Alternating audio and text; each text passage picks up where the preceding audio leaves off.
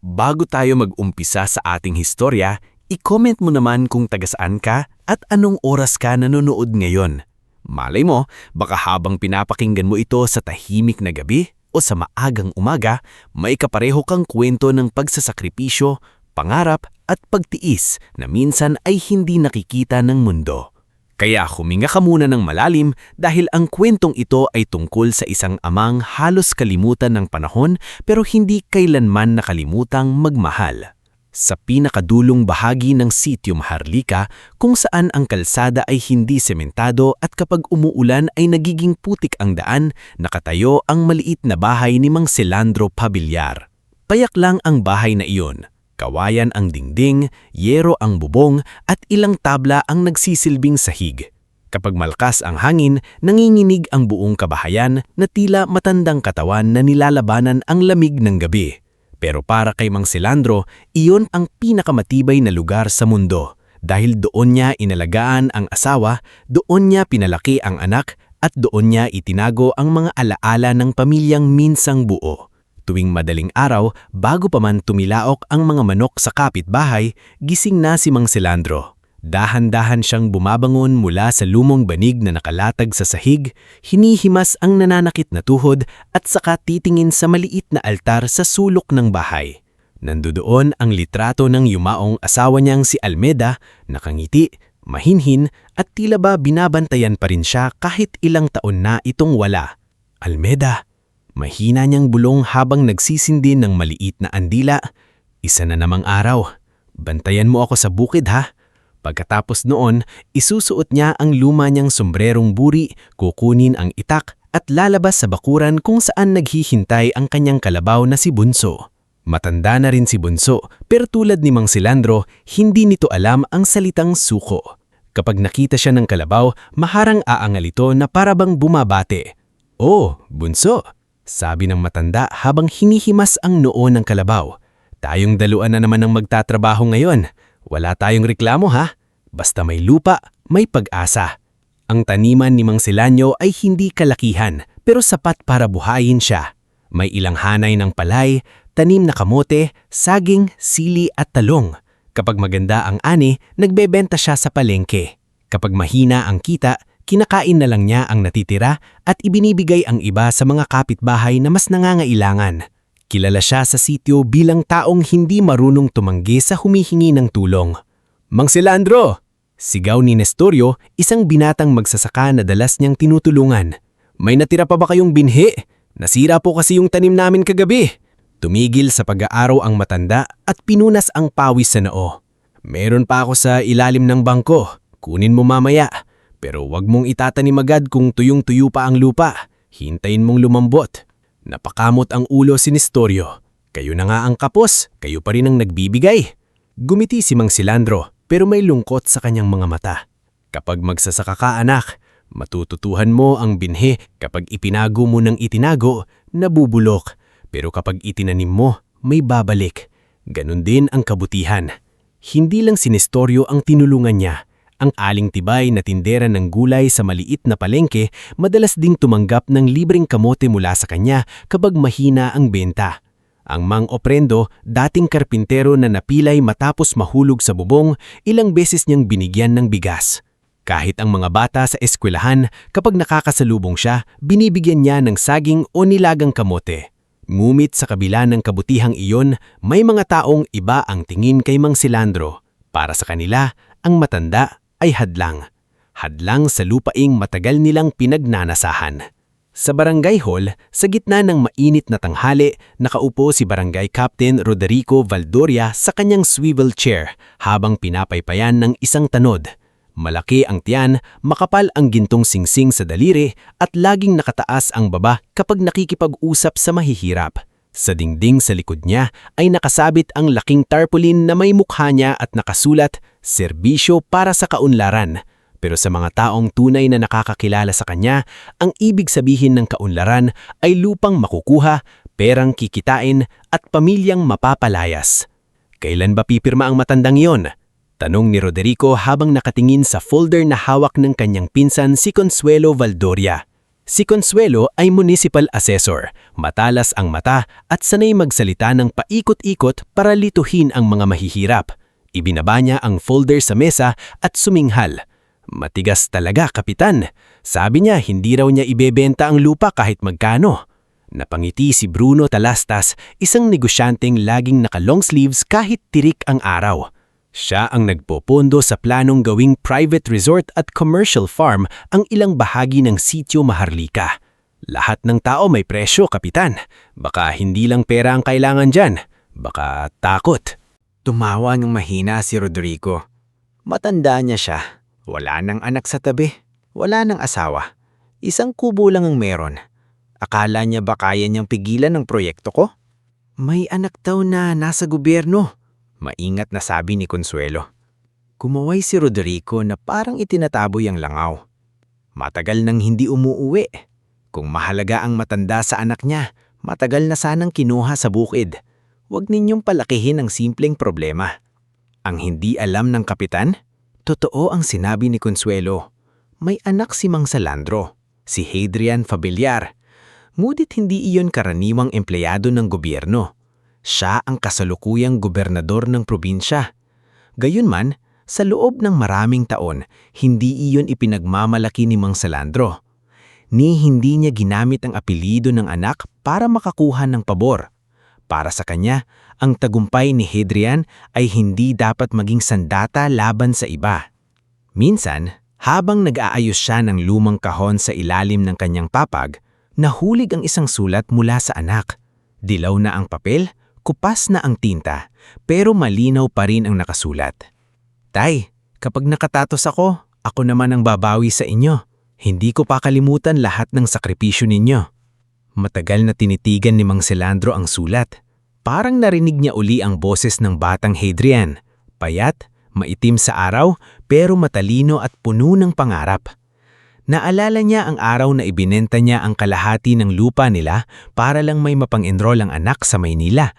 Naalala niya ang gabing umiyak si Almeda habang hinuhubad ang maliit na kwintas na minana pa sa ina. Salandro, sabi noon ni Almeda, ito na lang ang naiwan sa akin. Hinawakan niya ang kamay ng asawa. Alam ko, pero para kay Hadrian ito. Balang araw, makakaahon din siya. Hindi man tayo, kahit siya na lang. Hindi naging madali ang mga sumunod na taon. May mga araw na asin lang ang ulam ni Mang Salandro. May mga gabing hindi siya nagsasaing para may maipadalang pera sa anak. May mga pagkakataong pinagtawanan siya ng kapitbahay dahil halos butas na ang suot niyang tsinelas habang ang anak niya ay nakauniporme sa magandang paaralan. Pero hindi siya nagreklamo.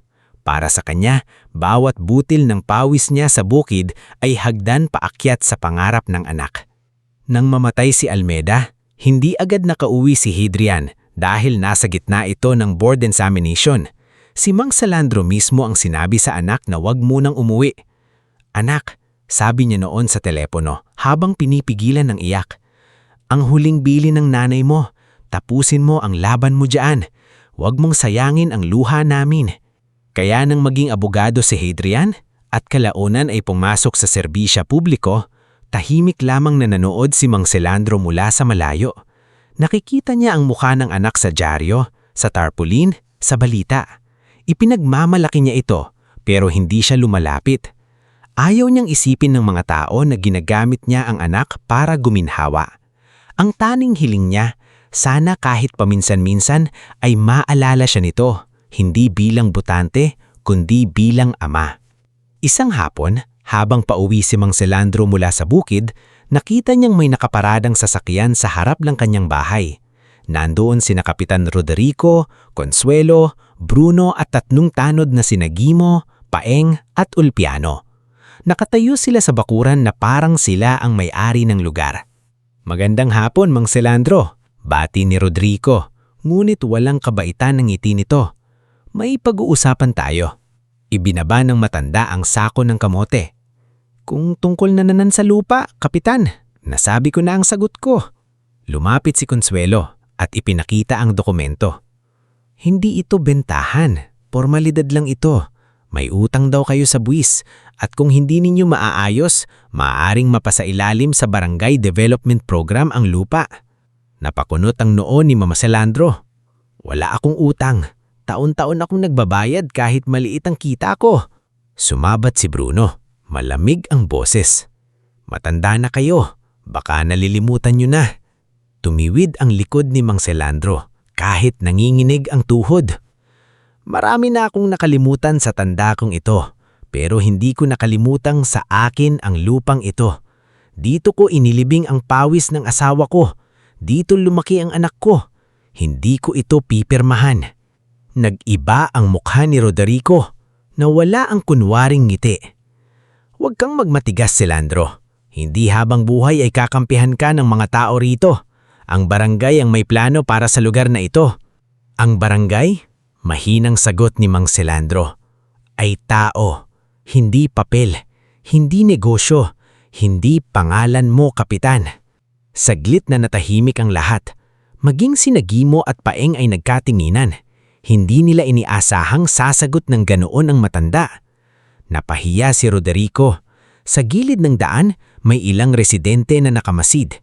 Si Aling Tibay na may bitbit na bayong, si Nestorio na pauli mula sa bukid at 2 batang huminto sa paglalaro.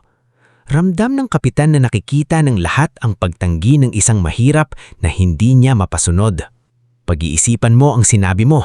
Madiing sabi ni Roderico. Dahil kapag ang tao hindi marunong sumunod, tinuturuan. Pagkaalis ng sasakyan, lumapit si Aling Tibay kay Mang Selandro.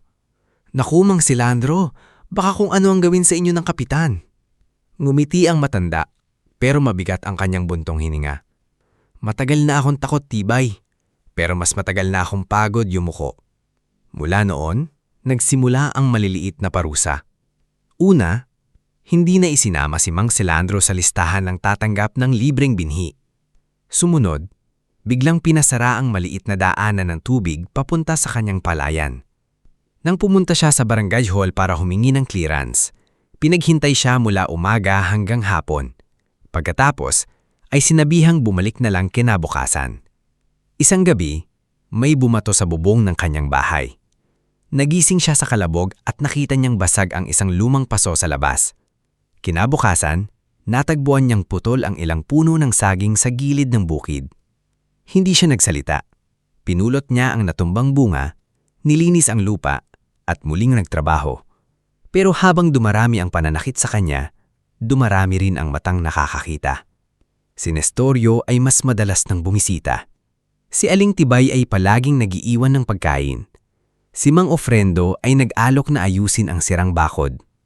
Unti-unting naramdaman ng buong sityo na may mali. Ang dating bulungan, naging tanong. Ang dating takot ay nagsimulang maging awa. At ang awa ay unti-unting naging galit. Sa isang dapit hapon, naupo si Mang Selandro sa harap ng bahay habang pinagmamasdan ang palayan na tinatamaan ng huling liwanag ng araw. Hawak niya ang lumang sulat ni Hadrian. Hindi niya alam kung nasaan na ang anak sa sandaling iyon. Baka nasa Kapitolyo, baka nasa pulong, baka abala sa mga taong mas nangangailangan. Ngunit sa puso niya, may munting kirot. Anak, bulong niya sa hangin, hindi kita kailangan para lumaban para sa akin. Pero minsan, gusto ko lang maramdaman na naaalala mo pa ako. Hindi niya alam na sa mga susunod na araw, ang tahimik niyang buhay ay masusubo pa ng higit sa inaakala niya. Hindi niya alam na ang mga taong nangangais kumuha ng kanyang lupa ay hindi titigil sa papel, banta o pangungutya. At higit sa lahat, hindi niya alam na ang apelyidong matagal niyang itinago sa katahimikan ay magiging dahilan para manginig ang buong barangay kapag dumating ang araw na ang kanyang anak ay tuluyang bumalik. Bago tayo magpatuloy sa ating istorya, i-comment mo muna kung taga saan ka at anong oras ka nanonood ngayon. Minsan, sa tahimik na pakikinig sa ganitong kwento, may parte ng buhay natin na biglang natatamaan. Lalo na kapag ang pinag-uusapan ay magulang na tahimik na nagsakripisyo, anak na nalayo dahil sa pangarap, at mga taong mahirap ngunit hindi nawawalan ng dangal. Matapos ang gabing binato ang bubong ni Mang Selandro at kinabukasang natagpuan niyang pinutol ang ilang puno ng saging sa gilid ng kanyang bukid, hindi na naging katulad ng dati ang kanyang mga umaga. Dati, ang unang tunog na naririnig niya ay tilaok ng manok, huni ng ibon, at marahang paghakbang ni Bunso sa putikan. Ngayon, bago pa siya bumangon, una na niyang pinapainggan kung may nyabag ba sa labas, kung may tao bang gumagalaw sa bakuran, kung may panibagong pinsala na naman bang iiwan ng dilim. Ngunit kahit may takot sa dibdib, hindi niya iyon ipinakita sa mga kapitbahay. Kinabukasan, bumangon pa rin siya. Hinihimas ang nananakit na tuhod, kinuha ang lumang sombrero at lumabas para pakainin si Bunso. Ang kalabaw ay nakatingin sa kanya na tila ramdam din ang bigat ng bahay. "O Bunso," mahina niyang sabi habang hinahalos ang leeg ng kalabaw. "Huwag kang matakot. Kapag natakot tayong dalawa, sino na lang ang magbabantay sa lupa ni Almeda?" Pilit siyang ngumiti pero nanginginig ang mga daliri na habang binubuhusan ng tubig ang timba. Napansin iyon ni Nestorio na maagang dumating dala ng isang supot ng pandesal. "Mang Silandro," tawag ng binata mula sa may bakod. "Dinalhan ko po kayo ng almusal. Sabi ni nanay, baka hindi pa kayo nakakakain." "Hindi na kailangan anak, may kamote pa ako rito." "Hindi po ito awa," sabi ng binata, bahagyang nahihiya pero matagas ang boses. "Pasalamat po. Noon kami ang binibigyan ninyo. Ngayon, kami naman." Hindi agad makasagot si Mang Silandro. Tinanggap niya ang pandesal ngunit hindi niya kaagad kinain. Tinitigan niya muna ang mukha ni Nestorio, ang binatang dating payat na lumalapit sa kanya para humingi ng binhi. Ngayon ay nakatayo sa harap niya na parang sariling anak na handang umalalay. "Salamat," maikling sabi ng matanda. "Pero mag-ingat ka, baka pag-initan ka rin ang kapitan." Umiling ang binata. "Kung lahat po tayo tatahimik, mas lalakas ang laob nila." Habang nag-uusap sila, dumaan si Aling Tibay na may dalang bayong. Sigaw niya, "May dala akong itlog at konting tuyo. Huwag kang tumanggi. Kapag tumanggi ka, magagalit ako." Napangiti ng kaunti si Mang Silandro. "Tibay, mas matapang ka pa sa kapitan." "Natural," sagot ni Aling Tibay.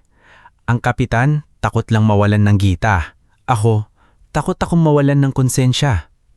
Natawa si Nestorio at sa unang pagkakataon mula noong gabing binato ang bahay, may munting gaan na dumaan sa dibdib ni Mang Silandro. Ngunit hindi nagtagal ang kapayapaang iyon. Mula sa malayo, nakita nilang may motorsiklong huminto sa tapat ng daan. 2 tanod ang bumaba, sina Gimo at Paeng. Hindi sila pumasok sa bakuran, pero sapat ang kanilang pagtigil para ipadama na may nagmamasid. "Kunwari dumaan lang," bulong ni Aling Tibay. "Pero alam ko ang ganyang tingin. May inuutos sa kanila." "Hayaan nyo," sabi ni Mang Silandro. Kahit ramdam niyang bumilis ang tibok niyang puso niya. "Kung wala akong ginagawang masama, wala akong dapat ikahiya." Sa kabilang bahagi naman ng probinsya, sa malamig at malawak na opisina sa Kapitolyo, abala si Governor Hadrian Fabilar sa sunod-sunod na pulong. May mga dokumentong nakalatag sa mesa, may mga mayor na naghihintay sa labas, at may mga mamamayag na gustong makakuha ng pahayag tungkol sa bagong irrigation project. Sa mata ng publiko, si Hadrian ay isang gobernador na hindi madaling matinag, matikas, tahimik, maingat magsalita at kilala sa paglaban sa katiwalian. Ngunit sa loob ng kanyang mesa, sa pinakailalim na drawer, may maliit na kahon na hindi niya ipinapakita kahit kanino. Tuwing gabi, kapag wala ng tao sa opisina, pinubuksan niya iyon. Naandoon ang lumang panyo ng kanyang ina na si Almeda, isang itim-puting litrato nilang tatlo noong bata pa siya, at ang ilang sulat ni Mang Silandro na hindi niya nasagot sa tamang panahon. Noong gabing iyon, matapos ng isang mabigat na pulong tungkol sa lupaing inaagaw ng ilang negosyante sa Hilagang Bayan, napaupo si Hadrian at muling binuksan ang kahon. Kinuha niya ang litrato. Naandoon siya, mga 10 taong gulang, nakasandal sa dibdib ng ama habang nakangiti ang ina sa tabi nila. Sa likod ng litrato, may sulat kamay ni Almeda. "Hadrian, huwag mong kalimutan kung saan ka unang minahal." Napapikit ang gobernador. Matagal na niyang balak bisitahin ang ama, ngunit laging may dahilan. Una, kampanya. Sumunod, bagyo. Pagkatapos, krisis sa ospital. Tapos ay sunod-sunod na pagpupulong. Sa bawat linggo, sinasabi niya sa sarili, sa susunod na linggo uuwi ako. Ngunit ang susunod na linggo ay naging buwan. Ang buwan ay naging taon at ang taon ay naging katahimikan. Pumasok sa opisina si Corvin Laksamana, ang kanyang matagal ng aide. Governor, nandito po yung teacher mula Sitio Maharlika. May request daw po para sa classroom repair. Gusto niyo po bang bukas na lang? Napatingin si Hadrian. Sitio Maharlika? Opo, mula po sa bayan ng San Isidro. Bahagyang nanigas ang mukha ni Hadrian. Papasukin mo. Ilang sandali lang ay pumasok si Maestra Indira Soliven. Bata pa siya, ngunit halata sa tindig ang pagod at tapang. Hawak niya ang folder na may litrato ng sirang silid-aralan, basag na bintana at mga batang nagsisiksikan sa lumang silid. Magandang hapon po, Governor. Magalang niyang binati. Umupo ka, sabi ni Hadrian. Ano ang maitutulong namin? Isa-isang ipinaliwanag ni Indira ang kalagayan ng paaralan. Habang nagsasalita siya, nakikinig si Hadrian, nagtatanong at nagtatala. Ngulit nang mabanggit ni Indira ang mga batang walang baon at isang matandang magsasaka na madalas magdala ng kamote para sa kanila, biglang nagbago ang hangin sa opisina. May isang matanda po sa amin, si Mang Silandro Fabilar. Siya po ang madalas tumulong sa mga bata kahit siya mismo ay hirap. Pero nitong mga nakaraang araw, parang inaapi po siya dahil sa lupa niya. Hindi kumilos si Hadrian sa loob ng ilang segundo. Inulit niyang nang mabagal. Anong pangalan? Silandro Fabilar po. Bumagsak ang hawak na bolpe ni Hadrian sa mesa. Napansin iyon ni Corvin pero hindi siya nagsalita. Si Indira naman ay nag-alala, akalang may mali siyang nasabi. Kilala niyo po ba siya, Governor? Tanong niya. Matagal bago sumagot si Hadrian. Nang nagsalita siya, mababa ang boses. Siya ang ama ko. Tigilan si Indira, para siyang nawalan ng hangin sa dibdib. Ama niyo po ba? Tumayo si Hadrian at lumapit sa bintana. Mula roon, tanaw niya ang malawak na Kapitolyo, ang mga taong pumapasok at lumalabas, ang mga sasakyang may plakang pula. Ngunit sa isip niya, ang nakikita niya ay isang maliit na bahay sa dulo ng putik na daan at isang matandang lalaking hindi niya nadalaw. Ano ang ginagawa sa kanya? Tanong ni Hadrian. Pilit pinapanatiling kalmado ang boses. Nagdalawang isip si Indira, ngunit naalala niya ang mukha ni Mang Silandro noong makita niyang pinupulot nito ang putol na saging sa bukid. Hindi ko po alam ang lahat. Pero may mga tao pong sinasabing pinipilit siyang kumirma para isuko ang lupa. Si Kapitan Roderico Valdoria po ang nasa likod. May mga tanod na nagmamasid sa bahay niya. Pinutol daw po ng ilan ang kanyang tanim. At parang takot ang mga taong magsalita. Nang marinig ni Hadrian ang pangalan ni Roderico, bahagyang kumuyom ang kanyang kamao. Kilala niya ang apelyido. Ilang beses nang may ulat tungkol sa mga kadudadudang proyekto sa barangay nito. Ngunit laging kulang ang ebidensya. Corvin, sabi ni Hadrian nang hindi lumilingon. I-clear mo ang schedule ko bukas ng hapon, pero walang public announcement, walang media, at gusto kong may tao tayong mag-iimbestiga sa Sitio Maharlika ngayon din. Opo, Governor, sagot ni Corvin. Lumapit si Hadrian kay Indira. Maestra, salamat sa sinabi mo, pero huwag mo munang ipapaalam sa kahit sino na naparating ito sa akin. Baka mapahamak ka. Tumanggo si Indira. Hindi po ako natatakot para sa sarili ko, Governor. Mas natatakot po ako na baka isang araw may mangyaring masama kay Mang Silandro bago pa may tumulong sa kanya. Ang mga salitang iyon ay tumama kay Hadrian na parang sumbat. Hindi ito sinadya ni Indira, pero naramdaman niya ang bigat.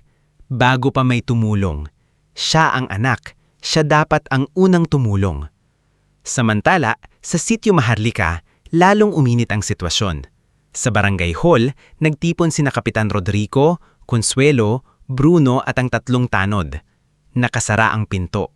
Sa labas tahimik ang mga empleyado, ngunit alam nilang kapag ganito ang pulong, may masamang binabalak. May mga residente nang nakikialam, inis na sabi ni Roderico. Yung tindera, yung batang magsasaka, pati yung bagong guro. Akala yata nila kaya nila akong labanan. Mas mabuting bilisan na ganito. Kapag tumagal, baka may makarating sa Kapitolyo. Napatingin sa kanya si Consuelo. Huwag mong banggitin ang Kapitolyo.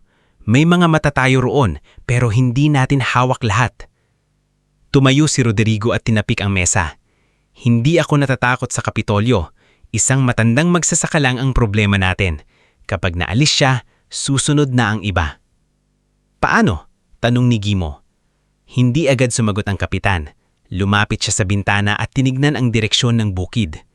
May mga taong natututo lang kapag nawawalan sa kanila ang pinanghahawakan nila. Nagkatiginan ng mga tanod. Hindi tahasang sinabi ni Rodrigo ang plano, pero sapat na ang tono ng kanyang boses para maunawaan nilang ang susunod na hakbang ay hindi na simpleng pananakot. Kinagabihan, sa bahay ni Mang Silandro, dumating sina Aling Tibay, Nestorio, Mang Oprendo at Maestra Yindira. Dala ni Mang Oprendo ang martilyo at ilang pirasong kahoy para ayusin ang bakod na sinira ng hindi kilalang tao. Yindira naman ay may dalang sobre na puno ng sulat mula sa mga bata sa paaralan. Para sa dito? Tanong ni Mang Silandro. Binasa po ng mga bata ang tungkol sa kabutihan, sabi ni Yindira. Tapos, sila mismo ang nagsulat kung sino ang taong mabait sa kanila. Isa-isang binuksan ng matanda ang mga papel. May sulat na baluktot ang letra. Salamat po sa kamote, Mang Silandro. May isa pang nagsasabing, paglaki ko po, gusto ko ding maging mabait kahit mahirap. At may isang drawing ng matandang lalaki sa bukid, may hawak na saging, nakaniti sa mga bata. Hindi na napigilan ni Mang Silandro ang luha.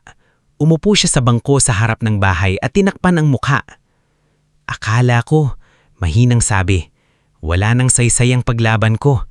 Akala ko luha na lang ang ipinaglalaban ko, pero hindi pala. Alaala pala. Kabuhayan. Dangal. Lumapit si Aling Tibay at ipinatong ang kamay sa balikat niya. Hindi ka nag-iisa, Silandro. Pero kayo ang mapapahamak, sabi niya. Ayokong madamay kayo. Sumagot si Mang Oprendo habang ipinupukpok ang pako sa bakod. Matagal na tayong damay.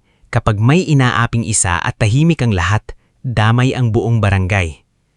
Tahimik na nakinig si Nestorio, pagkatapos ay nagsalita. Mang Silandro, noong wala kaming makain, kayo ang unang kumatok sa amin. Hindi nyo kami tinanong kung kaya namin kayong bayaran. Ngayon, huwag nyo rin kaming pigilan. Sa sandaling iyon, naramdaman ni Mang Silandro ang bagay na matagal niyang hindi naramdaman. Hindi siya lubos na nag-iisa. Maaring malayo ang anak niya, maaring abona ang ilang pangarap, maaring unti-unting nauubos ang lakas niya, pero may mga taong handang tumayo sa tabi niya. Habang nangyayari iyon, palihim namang dumating sa sitio si Corvin Laksamana. Hindi siya nakauniporme, walang kasamang konvoy, at nagpakilala lamang bilang isang taong nagsusuri ng reklamo tungkol sa lupa.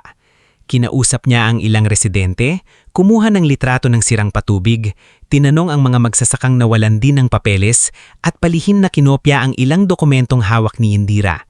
Nang makabalik siya sa Kapitolyo kinabukasan, halos madaling araw na.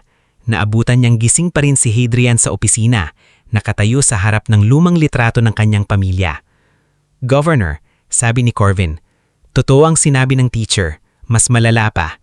May peking dokumento, may harassment, at may koneksyon ng kapitan sa isang negosyanteng gustong bilhin ng lupa. Pero kulang pa ang direktang ebidensya para madiin silang lahat. Pumikit si Hadrian. At si tatay, matatag po siya, sagot ni Corbin. Pero halatang pagod, halatang matagal nang lumalaban ng mag-isa. Napaupo si Hadrian. Parang may mabigat na batong nakadagan sa dibdib niya. Sa dami ng taong natulungan niya bilang gobernador, paano niya napabayaang ang sariling ama ay kailangang iligtas ng ibang tao? Hindi ako papasok doon ng padalos-dalos, sabi niya matapos ang mahabang katahimikan. Kung haharap ako kay Rodrigo ngayon, magtatago sila sa batas, sisirain ng ebidensya at magpapanggap na biktima. Kailangan kong mahuli ang buong ugat, hindi lang ang sanga. Tama po kayo, pero may panganib pong baka may gawin silang mas mabigat habang naghihintay tayo. Tumayo si Hadrian. Hawak ang lumang sulat ng ama. Kaya simula ngayon, babantayan natin sila. Tahimik pero malapit. At kapag ginalaw pa nila si tatay, hindi na niya tinuloy ang pangungusap. Ngunit sa kanyang mga mata, malinaw ang bigat ng pangako. Sa si Tio Maharlika naman, hindi alam ni Mang Silandro na nagsimula ng kumilos ang anak niya sa likod ng katahimikan. Hindi niya alam na bawat sugat sa kanyang bukid, bawat peking papel, bawat banta ng kapitan ay unti-unti nang naiipon bilang ebidensya. Ang alam lang niya ay kinabukasan ay kailangan niyang muling bumangon, magpakain kay bunso, ayusin ang lupa at ipakita sa mga taong nananakot sa kanya na ang matandang magsasaka ay hindi madaling mabali. Ngunit sa dilim ng gabing iyon, habang natutulog ang karamihan sa sitiyo, may 3 lalaking muling naglakad sa daang papunta sa bahay niya. Hindi pa nila dala ang wakas ng plano, ngunit dala na nila ang unang senyales ng mas malaking panganib. At sa malayo, sa barangay hall, nakaupo si Kapitan Roderico Valdoria, nakatingin sa mapa ng lupa ni Mang Silandro, habang unti-unting ngumingiti, parang sigurado na siyang malapit na niyang makuha ang matagal niyang pinagnanasaan.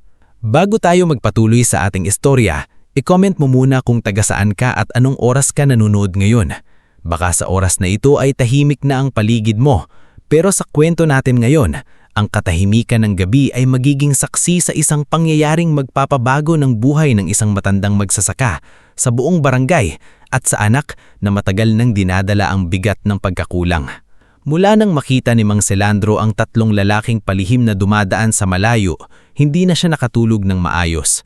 Hindi niya masabi kung totoo ba ang nakita niya o bunga lamang ng takot na ilang araw nang gumagapang sa dibdib niya. Nakahiga siya sa lumang banig, ngunit bukas ang mga mata. Nakatitig sa kisaming yari sa kawayan. Sa bawat kaluskos ng dahon, napapahawak siya sa gilid ng papag. Sa bawat tahol ng aso sa malayo, napapabangon siya upang sumilip sa maliit na bintana. Almeda, bulong niya sa dilim, habang nakatingin sa litrato ng yumaong asawa sa maliit na altar. Kung may mangyari sa akin, bantayan mo na lang itong bahay natin. Dito pa rin ako kakapit. Sa labas, mabagal na ngumunguya si Bunso sa ilalim ng punong mangga. Wala itong kamalay-malay sa panganib na tila umiikot na sa paligid ng lupaing ilang dekada ng inararo ng matanda. Sa kabilang bahagi ng sitiyo, may lamay sa purok maligaya. Halos kalahati ng mga residente ay naroon, kabilang ang ilang karaniwang dumadaan malapit sa bahay ni Mang Silandro. Iyon ang gabing pinili ng mga taong matagal nang naghihintay ng pagkakataon. Sa barangay hall, hindi pa patay ang ilaw kahit lampas 10:00 na ng gabi. Nakaupo si Kapitan Roderico Valdoria sa kanyang mesa habang nakatayo sa harap niya sina Gimo, Paeng at Ulpiano. May bote ng alak sa gilid pero walang umiinom. Mabigat ang hangin sa loob. Si Consuelo ay wala roon dahil ayaw niyang direktang madawit sa anumang gagawin ng mga lalaki. Si Bruno Talastas naman ay nagpadala lamang ng mensahe. Tapusin na ang hadlang bago may ibang makialam. Bago kayo umalis, hinabol sila ng tinig ni Roderico. Walang pangalan, walang usapan.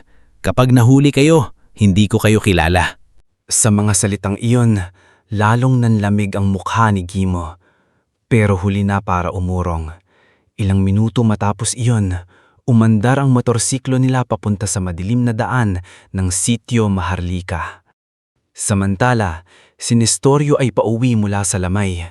Hindi siya nagtagal doon dahil kailangan pa niyang gumising ng maaga para sa bukid.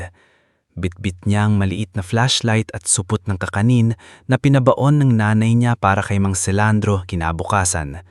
Habang naglalakad siya sa maputik na daan, napansin niyang may motorsiklong walang ilaw na dumaan sa kabilang liko. Hindi ito karaniwan. Sa sitio, kapag gabi, kailangang bukas ang ilaw dahil maraming lubak at bato sa kalsada. Huminto si Nestorio.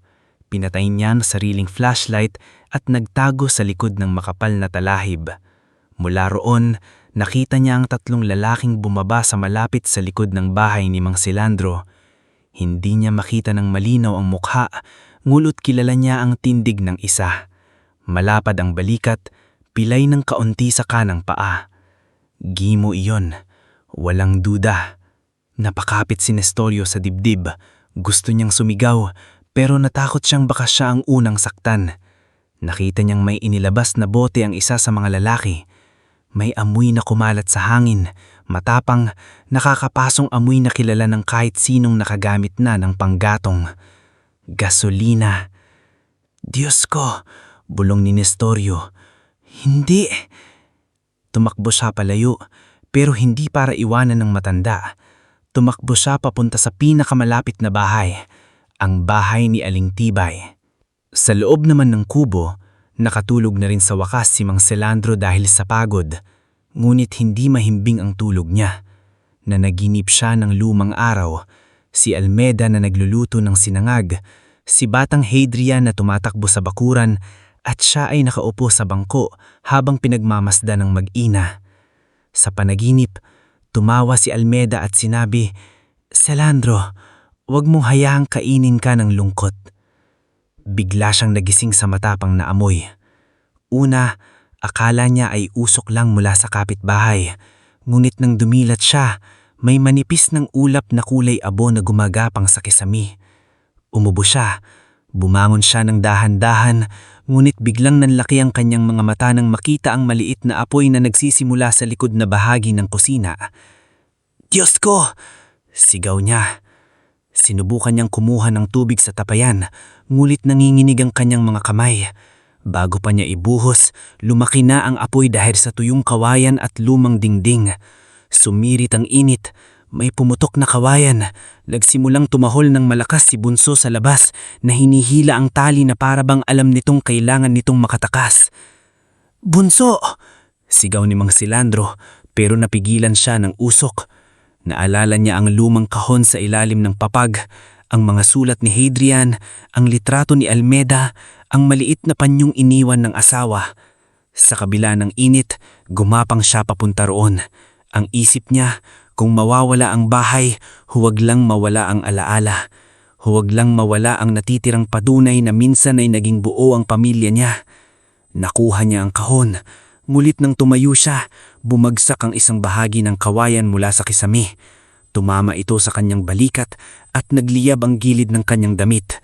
Napasigaw siya sa sakit. Pinilit niyang patayin ang apoy gamit ang palad, ngulit napaso siya. Nanlalabo ang kanyang paningin dahil sa usok. Sa labas, dumating si Nestorio kasama sina Aling Tibay at Mang Operendo. Nakasunod din ang ilang abataan na nanggagaling sa lamay matapos marinig ang sigaw. "Selandro!" sigaw ni Aling Tibay. "May tao sa loob! Tulungan niyo! Tubig! Kumuha kayo ng tubig!" sigaw na Mang Operendo habang hinahampas ng basang sako ang gilid ng apoy. Si Nestorio naman ay walang pag-aalinlangang sumugod sa may pintuan, pero hinila siya ng isang lalaki. "Nestorio, mamatay ka riyan! Pakaluan niyo ako!" sigaw niya. Nasa loob si Mang Selandro. Sinabyan ng tubig ang basang kumot at ibinalot iyon sa kanyang katawan. Kasama si Mang Operendo, pinuwersa nilang buksan ng pinto na halos kainin na ng apoy. Bumuhos ang makapal na usok. Narinig nila ang mahinang ubo ng matanda sa loob. "Nandito siya!" sigaw ni Nestorio. Nakita nila si Mang Selandro na nakaluhod lapit sa papag, yakap ang lumang kahon, duguan ng noo at may paso sa braso. Hinila siya ni Nestorio sa balikat habang inalalay ni Mang Operendo ang kanyang paa. Ilang segundo matapos nilang mailabas ang matanda, bumagsak ang isang bahagi ng bubong. Nagliyab ang buong likod ng bahay. Umiyak si Aling Tibay nang makitang kalagayan niya. "Selandro, gumising ka! Huwag kang bibitaw!" Bumuka ang mga mata ni Mang Selandro. Hinahanap niya agad ang kahon.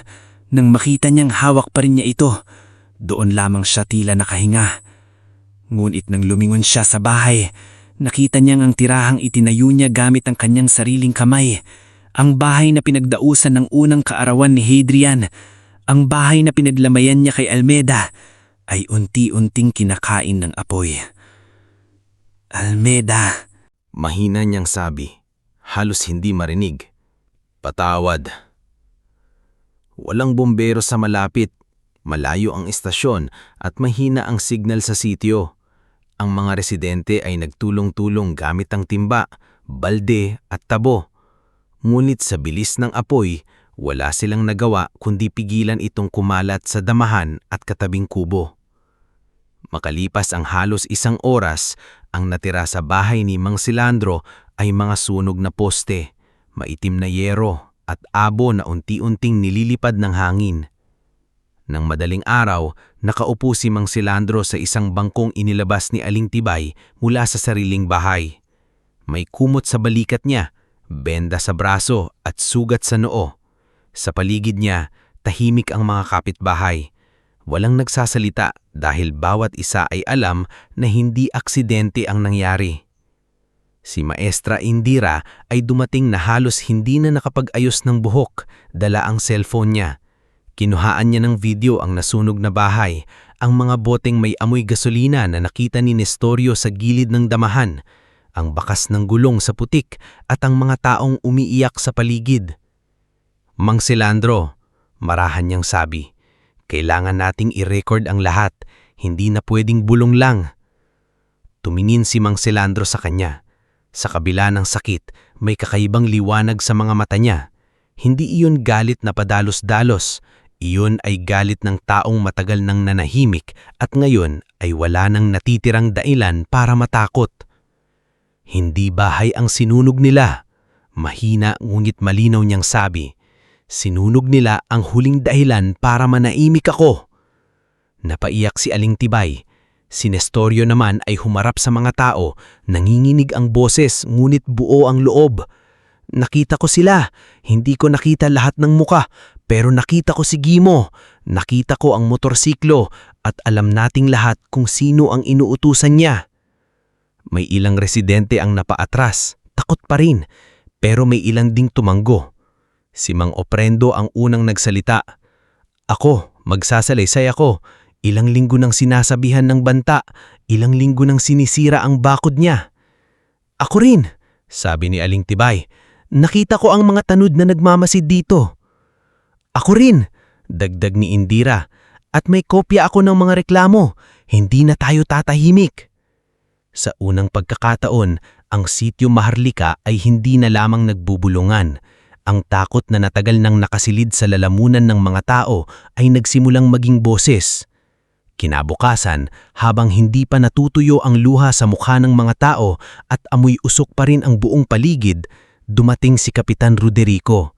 Nakasuot siya ng malinis na polo, may kasamang tanod at may bitbit pang maliit na supot ng relief goods na tarang palabas sa kamera. Sa likod niya, may 2 taong kumukuha ng video. Ano ba naman itong nangyari, Mang Silandro? Kunwaring malungkot niyang sabi habang lumalapit. Nakakalungkot. Baka nakalimutan niyang patayin ng lampara. Mahirap talaga kapag tumatanda na.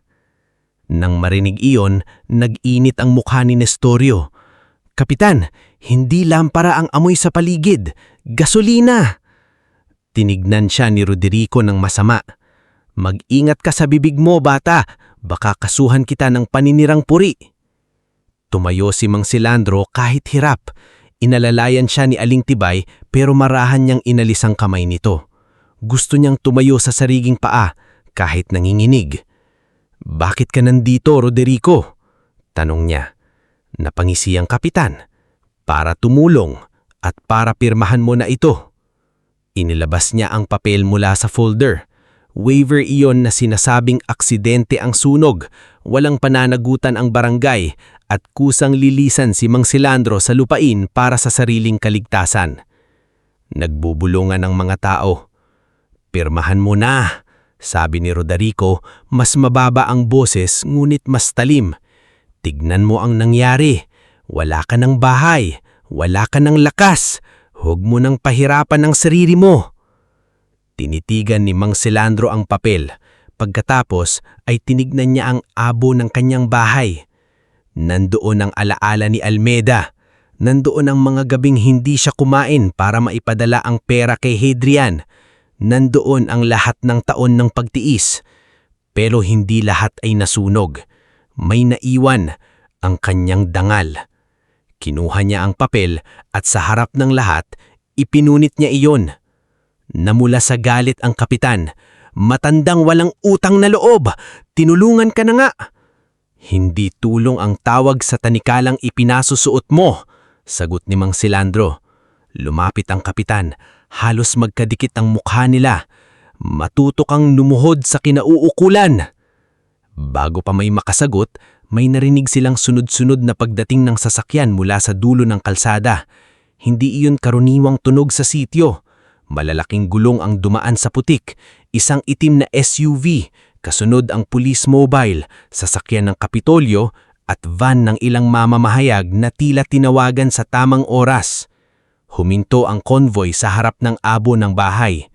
Bumaba si Corvin Laksamana kasama ang ilang pulis at 2 abogado. Pagkatapos, bumukas ang pinto ng unang sasakyan. Bumaba si Governor Hadrian Fabilar. Natahimik ang lahat. Hindi siya nakangiti, hindi siya nagsalita agad. Ang mga mata niya ay nakatuon lamang sa matandang lalaking nakatayo sa gitna ng abo, may benda ang braso, sugat sa noo at hawak pa rin ang sunog na kahon ng lumang alaala. Tay. Halos pabulong ng sambit ni Hadrian. Nanlaki ang mga mata ni Mang Selandro, para bang sandaling bumalik ang buong buhay niya. Ang batang Hadrian na nakayapak sa palayan, ang binatilyong umiiyak nang umalis papuntang Maynila, ang anak na ipinangako niyang hindi niya bibigatan kahit kailan.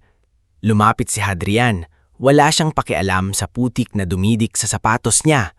Wala siyang pakialam sa mga kamera, sa mga tao, sa kapitan. Pagdating niya sa harap ng ama, lumuhod siya sa lupa at hinawakan ang maruming kamay ni Mang Selandro. "Tay," sabi niya, basag ang boses, "patawarin niyo po ako. Ngayon lang ako nakauwi." Hindi agad nakapagsalita ang matanda, nanginginig ang labi niya. Pagkatapos, marahan niyang hinawakan ang ulo ng anak tulad noong bata pa ito. "Hadrian," sabi niya. "Anak." Sa gilid, si Kapitan Roderico ay namutla na parang binuhusan ng malamig na tubig. Napatingin siya kay Consuelo na kararating lamang at halos hindi makalapit.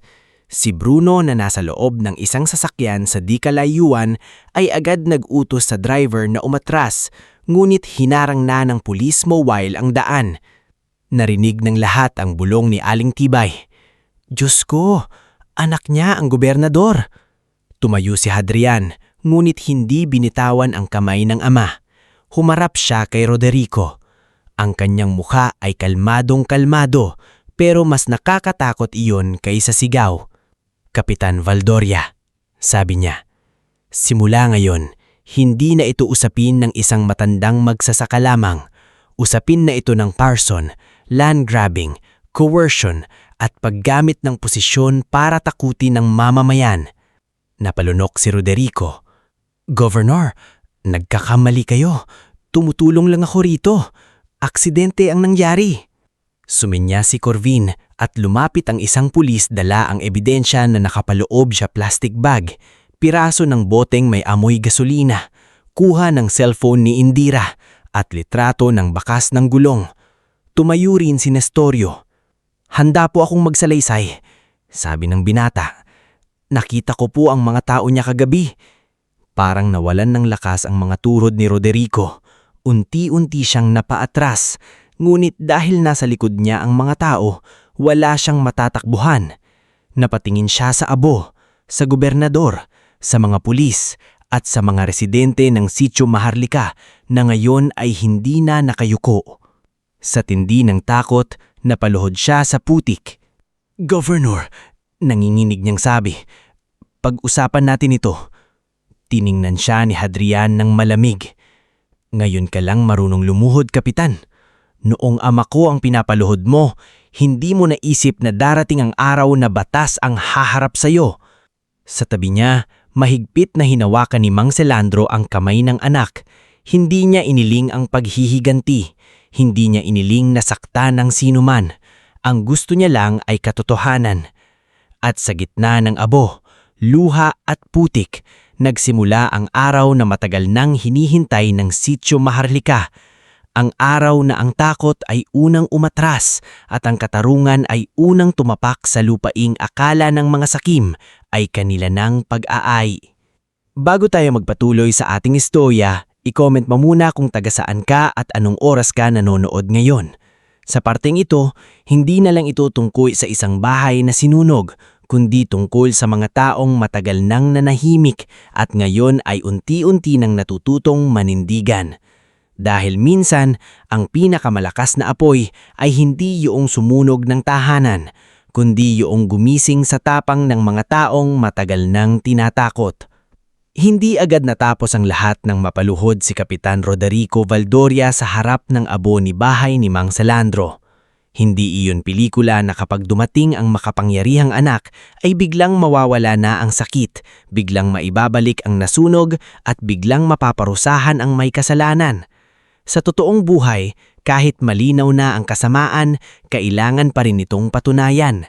Kailangan pa rin ng ebidensya, testimonyo, dokumento at lakas ng loob mula sa mga taong minsang pinatahimik ng takot. Kaya kahit nanginginig pa sa galit si Governor Hadrian Fabialar habang hawak ng kamay ang kanyang ama, hindi siya nagpadala sa bugso ng damdamin. Gusto niyang sigawan si Roderico. Gusto niyang itanong kung anong klasing tao ang kayang takutin ang isang matanda, halos wala nang hinihiling, kundi mabuhay ng mapayapa sa sariling lupa. Pero sa harap ng mga tao, pinili niyang maging gobernador, hindi lamang anak. Corvin, mahinang utos niya. Siguraduhing walang gagalaw sa lugar na ito. I-secure ang perimeter. Kumunan ng litrato ang lahat. Tawagin ang fire investigator at forensic team. Opo, Governor. Sagot ni Corvin Laksamana. Agad na kumilos sama ang mga pulis. Napatingin si Mang Salandro sa anak. Hadrian, huwag mong hahayaang dahil sa akin ay makalimutan mo ang batas. Napalingon si Gobernador. Kitang-kita sa mukha niya ang bigat ng narinig. Kahit sugatan, kahit halos mawalan ng bahay at alaala, ang ama niya pa rin ang nagpapaalala sa kanya na huwag gumanti ng mali. Tay, Sagot niya, pigil ang emosyon. Hindi ko po sila paparusahan dahil anak ninyo ako. Pananagutin ko sila dahil may batas at dahil marami silang ilawang mali sa mga taong walang kalaban-laban. Nakatayo sa gilid si Roderico. Pinipilit pang magmukhang kalmado kahit namumutla na. Governor, baka naman pwede nating pag-usapan ito sa opisina. Hindi maganda na dito pa sa harap ng tao. Huwag kang mag-alala, Kapitan. Lahat ng pag-uusap simula ngayon nasa harap ng investigador. Hindi na nakasagot si Roderico. Si Jimo, Paeng at Ulpiano naman ay magkakahiwalay ng pinaupo ng mga pulis. Hindi pa sila inaaresto sa sandaling iyon, pero alam nilang hindi na sila basta makakaalis. Ibang-iba na ang hangin sa City Maharlika. Ang dating mga taong umiiwas ng tingin kapag dumadaan ng kapitan ay nakatingin na mayon ng diretsyo. Si Maestra Indira Sullivan ang unang lumapit kay Corvin para ipakita ang mga video sa kanyang cellphone. Naroon ang kuha ng nasunog na bahay, ang bote sa gilid ng damuhan, ang bakas ng gulong sa putik at ang pahayag ni Nestorio noong madaling araw.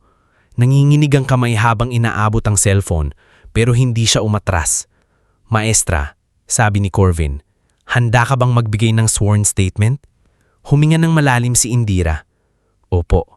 Matagal ko nang nakikita ang takot ng mga tao rito. Kung hindi pa ako magsasalita ngayon, kailan pa? Sumunod si Nestorio. Halos hindi siya makatingin kay Jimo dahil kilala niya ito noon bilang taong nakakasabay sa sabungan, nakakasalubong sa palengke at minsang tumulong pang magbuhat ng sako. Pero nang maalala niya si Mang Salandro na halos hindi makahinga sa usok, tumibay ang boses niya. Nakita ko po sila kagabi, sabi ni Nestorio sa investigador. Walang ilaw ang motorsiklo. 3 sila. Nakita ko po si Jimo dahil sa lakad niya. May dala silang bote. Pagkatapos po noon, nagsimula na ang apoy. Napayuko si Jimo. Si Paeng ay halos maiyak. Si Ulpiano naman ay pawis na pawis kahit maaga pa. Hindi pa sila nagsasalita, pero ang katahimikan nila ay hindi na katahimikan ng tapang. Katahimikan iyon ng takot na sila naman nang iiwan ng kapitan. Samantala, si Aling Tibay ay naglabas ng lumang CCTV mula sa maliit niyang tindahan. Hindi malinaw ang kuha, pero sapat upang makita ang motorsiklong dumaan sa oras na iyon, ang hugis ng 3 sakay at ang direksyon patungo sa bahay ni Mang Salandro. Si Mang Oprendo naman ay nagpakita ng mga litrato ng sirang bakod, putol na punong saging at markang iniwan sa patubig na sinara ng walang pahahintulot. Matagal na po iyan. Hindi lang kami nagsasalita dahil natatakot kami na mawalan ng hanap buhay o makasuhan. Pero ngayon, kung hindi kami tatayo, Baka bukas bahay na rin namin ang susunugin. Habang kinukuha ang mga testimonya, dinala muna si Mang Selandro sa maliit na health center ng sitio. Doon nilinis ng nurse na Lorena Mactal ang paso sa braso at sugat sa noo. Katabi niya si Hadrian, tahimik, hawak ang lumang kahon na iniligtas ng ama sa apoy. Sunog ang gilid ng kahon, amoy usok pa rin, pero buo ang ilan sa mga sulat sa loob. "Tay," marahang sabi ni Hadrian habang binubuksan ng kahon, "bakit ninyo pa ito kinuha? Pwede kayong namatay." Tumingin si Mang Selandro sa kanya. Akala kasi, kung masusunog ito, baka tuluyan ng mawala ang mga taon na hindi tayo magkasama. Natahimik si Hadrian.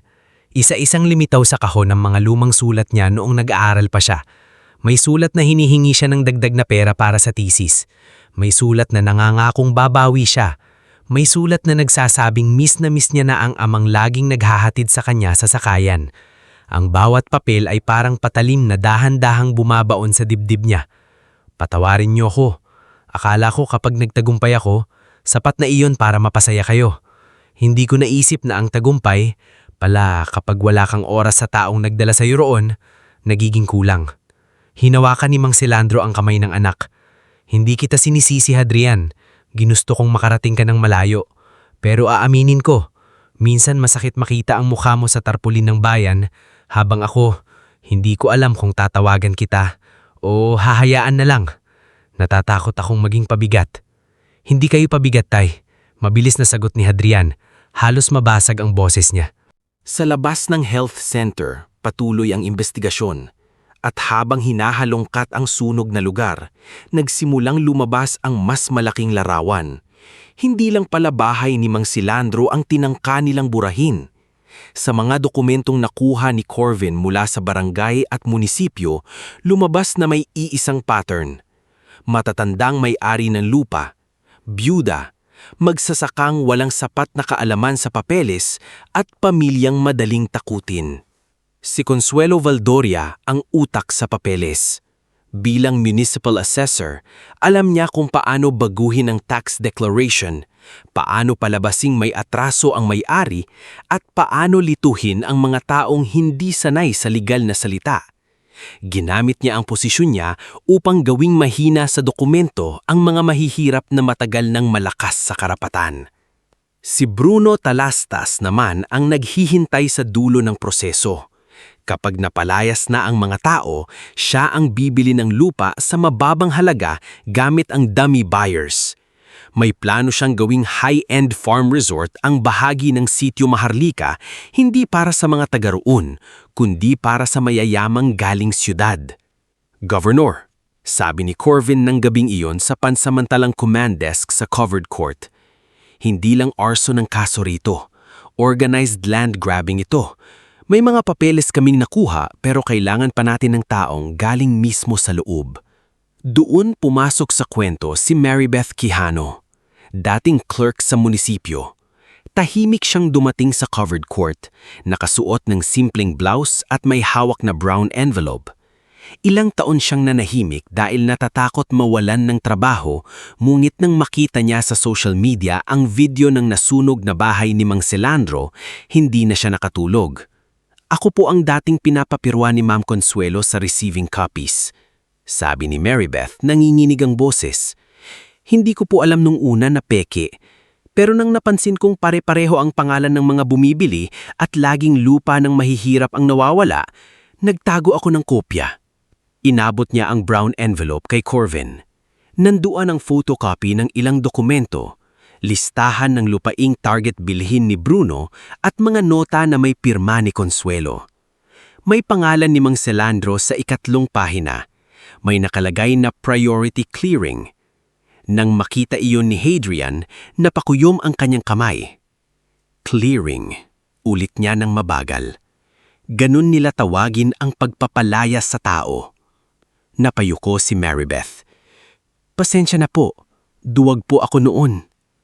Lumapit si Mang Selandro na nakabalot pa rin ang braso at nagsalita ng mahina. "Hindi ka duwag kung bumalik ka para itama. Mas mabuti ang taong natakot pero nagsalita, kaysa taong matapang lamang kapag may inaapi." Napaluha si Marybeth.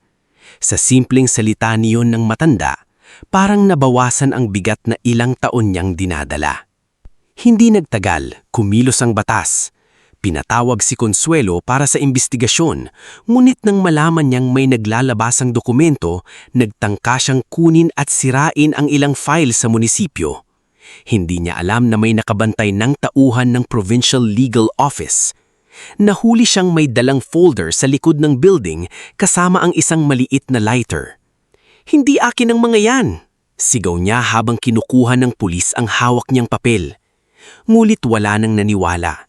Lalo nang lumabas sa folder ang listahan ng mga pangalang matagal nang inirereklamo ng mga residente. Si Bruno naman ay sinubukang tumakas palabas ng bayan. Nagpadala siya ng mensahe kay Roderico. "Ikaw ang bahala sa sarili mo." Ngulit hindi pa siya nakakalayo nang naharangan siya sa checkpoint. Sa loob ng sasakyan niya, nakita ang kopya ng development plan para sa lupa ni Mang Salandro at iba pang katabing sakahan. Sa planong iyon, walang ni isang pangalan ng mga tunay na residente. Para kay Bruno, ang buong sityo ay espasyo lamang sa papel. Samantala, si Roderico ay hindi pa rin sumusuko. Habang iniimbestigahan siya, palihim niyang pinuntahan si Nestorio isang gabi. Akala niya dahil bata pa ito at mahirap, madali itong bibilhin. Nasa likod ng bahay ni Nestorio ang kapitan, nakasombrero at nakajacket para hindi makilala. "Nestorio," sabi niya sa mababang boses, "magkano ba ang kailangan ng pamilya mo? 50,000? 100,000? Sabihin mo lang na nagkamali ka ng nakita. Sabihin mong madilim." Nanginginig si Nestorio pero hindi siya umatras. "Hindi ko po ibebenta ang katotohanan." Lumapit si Roderico. "Bata ka pa, marami ka pang pwedeng mawala." "Ako?" sagot ni Nestorio. "Kayo po ang nawawalan, kapitan. Nawawalan kayo ng mukha. Nawawalan kayo ng kakampi. Nawawalan kayo ng takot ng mga tao." Nadilim ang mukha ni Roderico. Akmang hahawakan niya sa kwelyo si Nestorio nang biglang bumukas ang ilaw sa paligid. Sa gilid ng bahay, lumabas sina Corvin, 2 pulis at si Maestra Indira na siyang nakaisip na bantayan si Nestorio matapos makatanggap ng balitang may lalapit dito. "Kapitan Valdoria," sabi ni Corvin, "narinig namin ang lahat." Sa pagkakataong iyon, wala nang papel na mapipirmahan, wala nang posisyon na maipangtatakip at wala nang ngiting makapagliligtas kay Roderico. Nahuli siya sa akto ng panunuhol at pananakot sa pangunahing testigo. Kinabukasan, kumalat sa buong barangay ang balita. Ang dating makapangyarihang kapitan na kinatatakutan ng lahat ay nakaupo na ngayon sa presinto. Hindi na nagbibigay ng utos kundi sumasagot sa tanong. Sina Gimo at Paeng, dahil sa takot na sila lang ang isasakripisyo, nagsimulang magsalita. Inamin nilang inutusan sila ni Roderico na sindakin si Mang Salandro. Hindi raw nila intensyong mapatay ang matanda, ngunit alam nilang apoy ang ginamit nila at alam nilang anumang apoy ay maaaring pumatay. Sa gitna ng lahat, nagsimula ang pagbabago sa Sitio Maharlika. Hindi ito marangyang pagbabago na parang bigla na lang naging mayaman ang lahat. Mas totoo ito, mas mabagal, pero mas matibay.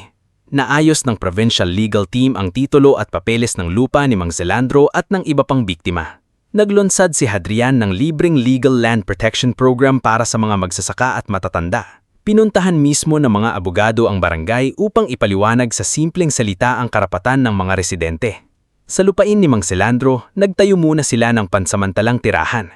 Hindi ito mansyon, hindi rin magarbo, pero matibay ito. Malinis at ligtas. Si Mang Ofrendo ang nanguna sa pagkumpuni.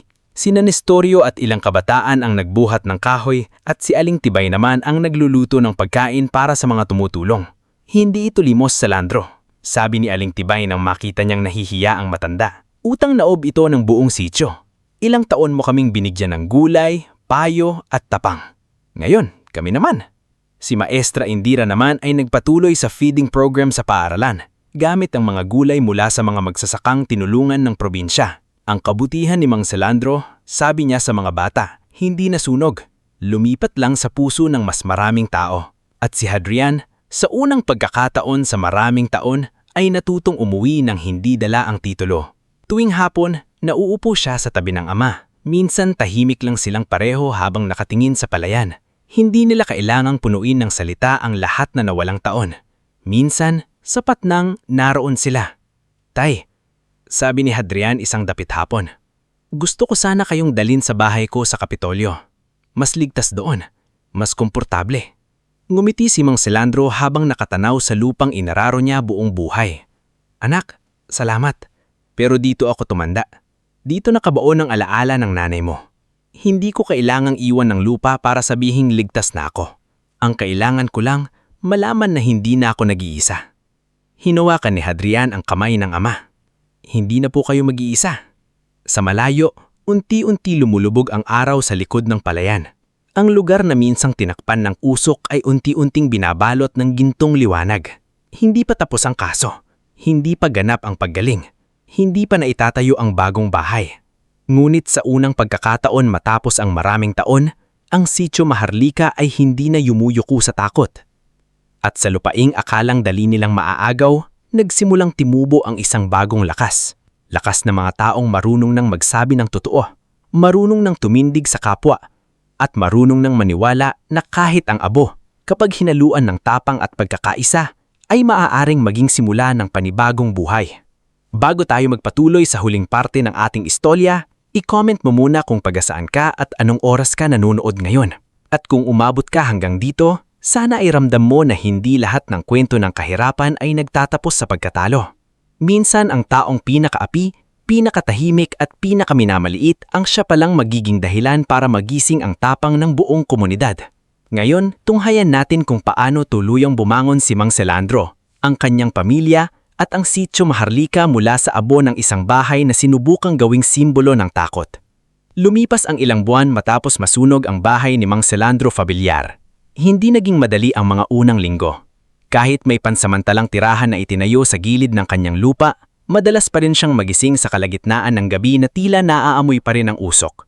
Minsan napapabalikwas siya sa higaan kapag may naririnig na malakas na lagapak ng kawayang o yero sa paligid. Kahit ligtas na siya, kahit may nagbabantay, kahit wala na si Kapitan Roderico Valdoria sa pwesto, ang katawan niya ay tila hindi pa agad naniwala na tapos na ang pinakamasamang gabi ng buhay niya.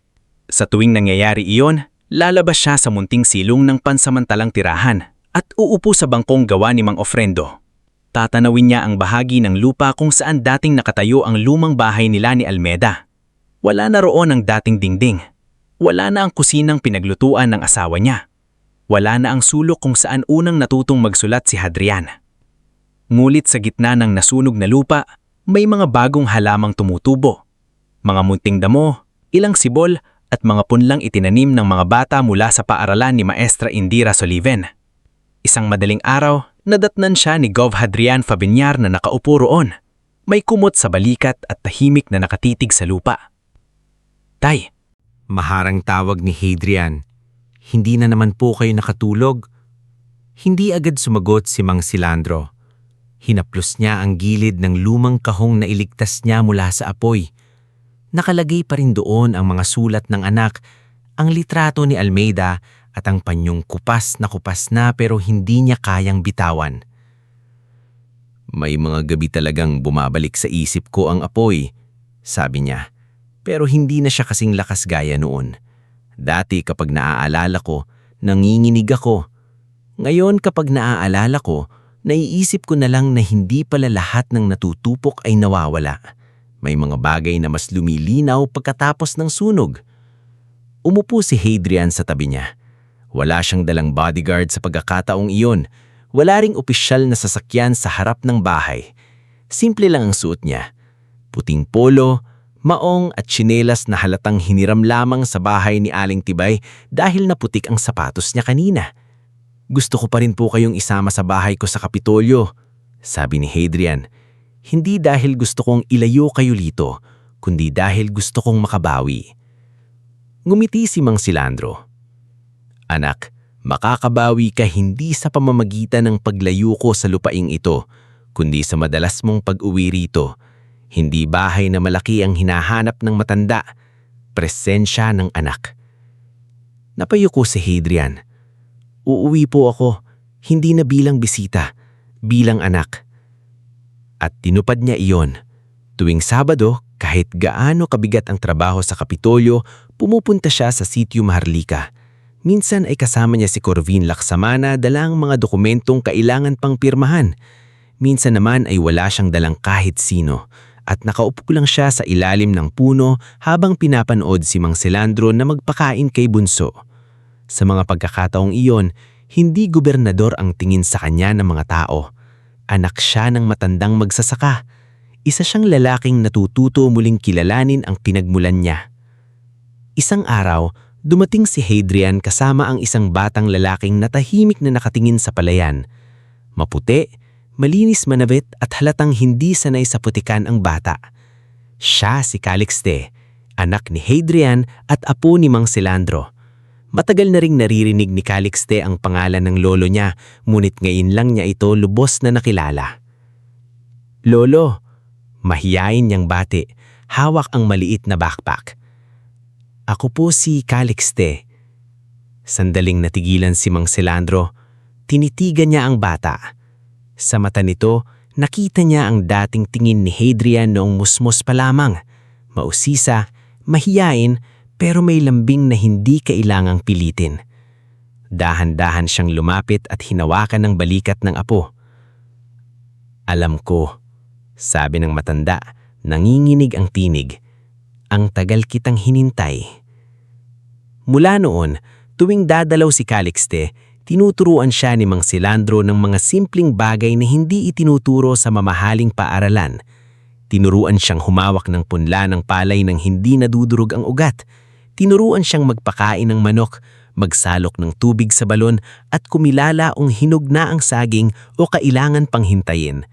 Sa una, nangingimi si Calixte sa putik, ngulit kalaunan siya na mismo ang nagtatanggal ng sapatos at tumatawa kapag nadudulas sa pilapil.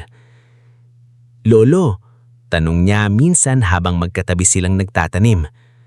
Bakit po hindi niyo iniwan ng lupa kahit sinaktan kayo dito? Tumingin si Mang Selandro sa malawak na palayan. Dahil lang lupa, kapag minahal mo ng tapat, hindi lang ari-arian. Alaala siya, pagkain siya, pangako siya. At minsan, siya ang huling saksi na may mga taong minsang nagsakripisyo para may kinabukasan ng pamilya. Tahimik na nakinig si Calixte. Sa gilid, pinagmamasdan sila ni Hadrian. Sa dibdib niya may halong sakit at saya. Sakit dahil maraming taon ang nasayang. Saya dahil may panahon pa pala para buuin ang mga bagay na muntik ng tuluyang maputol. Samantala, hindi lamang buhay ni Mang Selandro ang nagbago. Ang buong Sitio Maharlika ay unti-unting nagkaroon ng panibagong mukha. Ang dating barangay hall na pinamumuragan ng takot ay hindi na pinapasukan ng mga tao nang nakayuko. Matapos ang suspensyon at pagkakakulong ni Roderico habang dinidinig ang kaso, nagkaroon ng espesyal na halalan. Maraming gustong tumalbo, kabilang ang ilang dating malapit sa kapitan. Pero iba na ang mata ng residente. Hindi na sila basta naniniwala sa tarpulin, libreng bigas o pangakong maganda pakinggan. Sa araw ng otohan, mahaba ang pila sa eskwelahan. Naandoon si Aling Tibay na nakasuot ng bagong bestida, si Mang Oprendo na may tungkod, si Nestorio na naagang bumoto bago pumunta sa bukid, at Maestra Indira na tumulong magpaalala sa mga tao tungkol sa tamang proseso. Ang nanalo bilang bagong barangay captain ay Maribeth Quijano, ang dating clerk na lumantad laban sa katiwalian. Hindi siya perpektong tao. Alam ng lahat na minsang siyang nanahimik, ngunit iyon mismo ang dahilan kung bakit siya pinili ng marami. Dahil nakita nila ang taong natakot, nagkamali, nagdala ng konsensya at sa huli ay piniling magsalita kahit alam niyang may kapalit. Sa unang pulong bilang barangay captain, hindi siya umupo agad sa dating upuan ni Roderico. Tumayo siya sa harap ng residente, hawak ang lumang mikropono. Hindi ako narito para magpanggap na bayani. Sabi ni Maribeth, narito ako dahil gusto kong itama ang sistemang minsan kong kinatakutan. Mula ngayon, lahat ng papeles sa lupa ay ipapaliwanag sa simpleng salita. Lahat ng ayuda ay ililista ng malinaw. At walang kapitan, konsehal o negosyante ang mas mataas kesa sa karapatan ng tao. Pumalakpak ang mga tao. Hindi iyon palakpak na maingay lamang dahil sa saya. Palakpak yun ng mga taong matagal ng uhaw sa lider na marunong umamin, makinig at manindigan. Kasama ni Maribeth sa Community Council sina Maestra Indiera, Nestorio, Aling Tibay, Mang Oprendo at ilang kinatawan ng mga mangingisda at magsasaka. Hindi na lang iisang tao ang nagpapasya. Bawat proyekto ay dinadala sa pagpupulong, bawat reklamo ay isinusulat, bawat pamilyang may problema sa lupa ay tinutulungan ng legal aid program na sinimula ni Hadrian. Dahil dito, unti-unting bumalik ang tiwala ng mga tao. Ang patubig na dati isinara kay Mang Selandro ay inayos at pinalawak. Ang paaralan ni Maestra Indiera ay nabigyan ng bagong bubong at pintana. Ang feeding program ay hindi na umaasa lamang sa donasyon. May kasunduan na ang mga lokal na magsasaka ang magbebenta ng gulay sa paaralan sa patas na presyo. Si Nestorio na dating simpleng binatang humihingi ng binhi ay naging leader ng kabataang magsasaka na nagtuturo ng organic farming sa mga kapwa niya kabataan. Mang Selandro, sabi ni Nestorio isang umaga habang tinitingnan nila ang bagong taniman, kung hindi dahil sa inyo, baka hanggang ngayon tahimik pa rin kami. Umiling ang matanda. Hindi ako ang dahilan, anak. Matagal na kayong may tapang. Kailangan lang ninyong maalala. Habang gumaganda ang kalagayan ng barangay, umusad din ang kaso laban sa mga taong nanakit sa kanila. Hindi naging madali ang pagdinig. Sa korte, sinubukan ng kampo ni Roderico na palabasing aksidente ang sunog. Sinabi nilang galit lamang daw ang mga residente at ginagamit daw ni Hadrian ang kapangyarihan bilang anak. Ngunit matibay ang ebidensya. Nandoon ang piraso ng boteng may gasolina, video ni Indiera, CCTV ni Aling Tibay, testimonya ni Nestorio, pag-aamin ni Nagimo at Paeng at dokumentong inilabas ni Maribeth tungkol sa plano ng land grabbing. Nang tumayo si Mang Selandro sa witness stand, tahimik ang buong silid. Suot niya ang simpleng puting barong na ibinigay ni Hadrian, ngunit ang kanyang mga kamay ay kamay pa rin ng magsasaka, magaspang, maitim at may bakas ng mahabang panahon ng pagtatrabaho. Tinanong ako kung bakit ako hindi pumirma, sabi niya sa hukom. Hindi dahil matigas ang ulo ko. Hindi rin dahil gusto kong humadlang sa pag-unlad. Hindi ko po pinirmahan dahil alam kong kapag pinayagan kong agawin ang sa akin, susunod ang lupa ng kapitbahay ko, ang bahay ng byuda, ang bukid ng mangingisda at ang karapatan ng mga batang wala pang kalaban-laban. Ang mahirap po ay tao rin. Hindi kami dumi sa mapa na pwedeng burahin para sa proyekto ng may pera.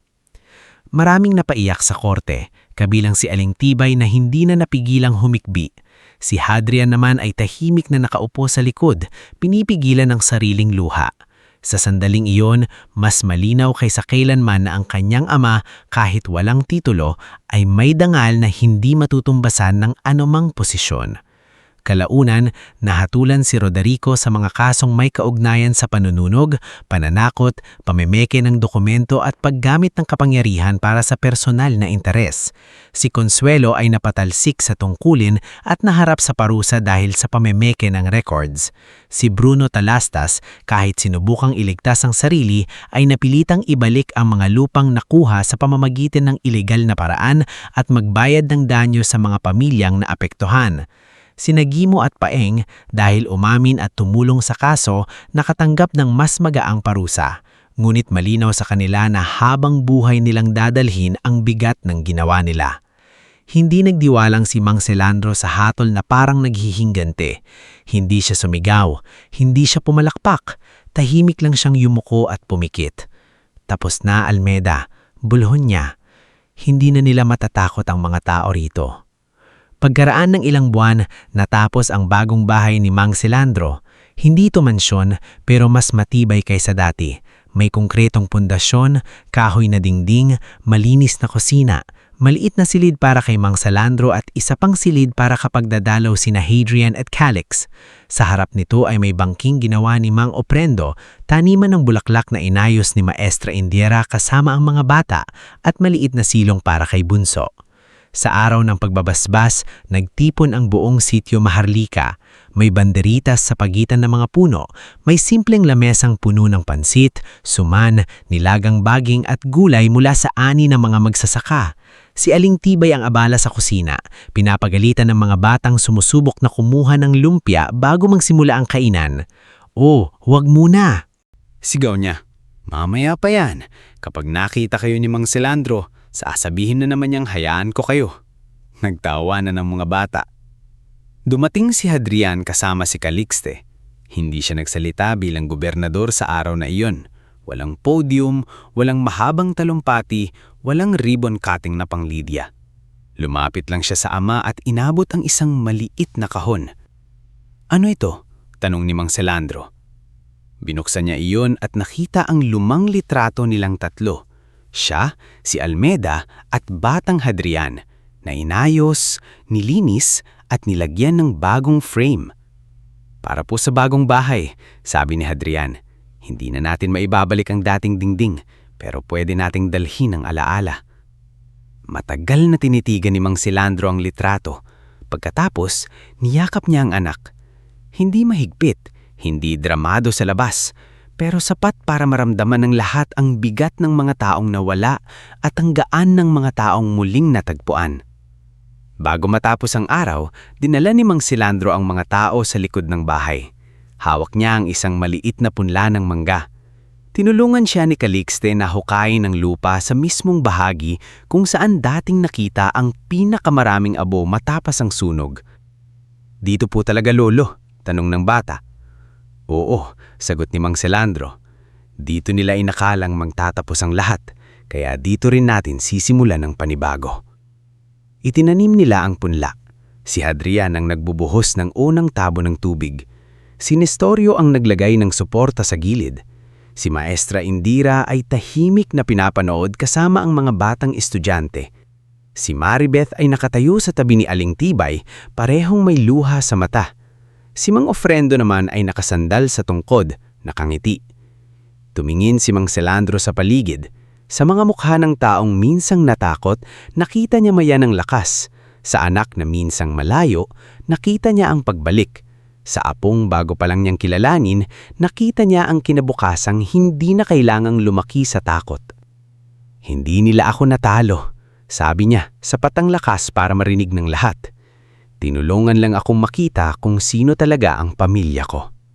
Tahimik ang lahat sa loob ng ilang sandali. Pagkatapos ay may pumalakpak. Sumunod ang isa pa, hanggang sa ang bukong likod bahay ay puno ng palakpak, hindi para sa yaman, hindi para sa kapangyarihan, kundi para sa isang matandang magsasakang piniling manatiling mabuti kahit maraming beses siyang sinubukang durugin ng mundo. Lumipas pa ang mga taon. Lumaki ang punong mangga sa likod ng bahay ni Mang Selandro. Tuwing tag-araw, namumunga ito ng marami at palaging inuuna ng matanda ang mga bata sa paaralan. Si Calixte ay mas madalas nang dumalaw at natuto ng mag-araro sa tulong ni Bunso, na bagamat matanda na rin, ay tila lumakas kapag naroon ng bata. Si Hadrian ay nanatiling gobernador na mas maingat, mas mapagkumbaba, at mas maalalang bawat pirma niya sa opisina ay may katumbas na buhay ng totoong tao sa mga baryo. Ang sitio Maharlika naman ay hindi naging perpekto, ngulit hindi na ito ang dating lugar na madaling takutin. Kapag may opisyal na umaabuso, may taong nagsasalita. Kapag may dokumentong hindi malinaw, may nagtatanong.